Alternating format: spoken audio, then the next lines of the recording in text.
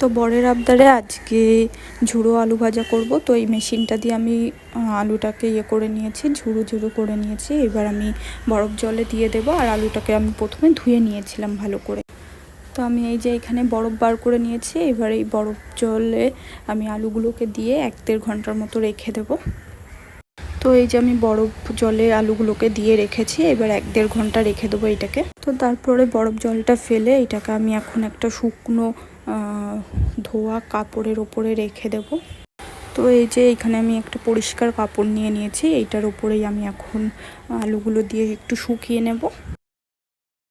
আর এইদিকে কড়াইয়ে বেশি করে তেল দিয়ে দিয়েছি, কড়াই গরম হয়ে গেছে।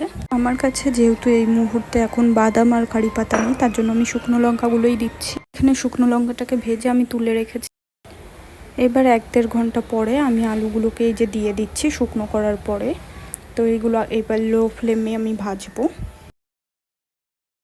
আর এইদিকে আমি প্লেটটাতে 2টো টিস্যু পেতে নিয়েছি, যেহেতু আলু ভাজাগুলো এইটাতেই রাখবো। তো আমি যেহেতু এখানে অল্প অল্প করে ভাজছি, তো আবার সেম প্রথমের মতনই আবার অল্প অল্প করে আলুগুলোকে আমি ভেজে নেব।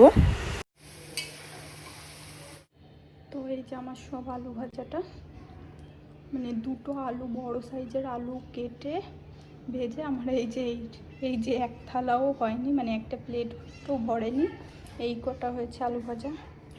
আর হ্যাঁ, আমি তো বলতেই ভুলে গেছি, ভাজার সময় আমি কোনো লবণ টবণ দিইনি, কারণ লবণ দিলে ওইটা আর মচমচে থাকবে না, নেতিয়ে যাবে। তো তার জন্য পরে আমি এখানে বিট লবণ দিয়ে দিচ্ছি। আর তোমাদের যাদের কাছে কারি পাতা আর বাদাম অ্যাভেলেবেল থাকবে তারা দিয়ে দেবে, দেখবে খুব সুন্দর লাগে খেতে। তো টাটা সবাইকে।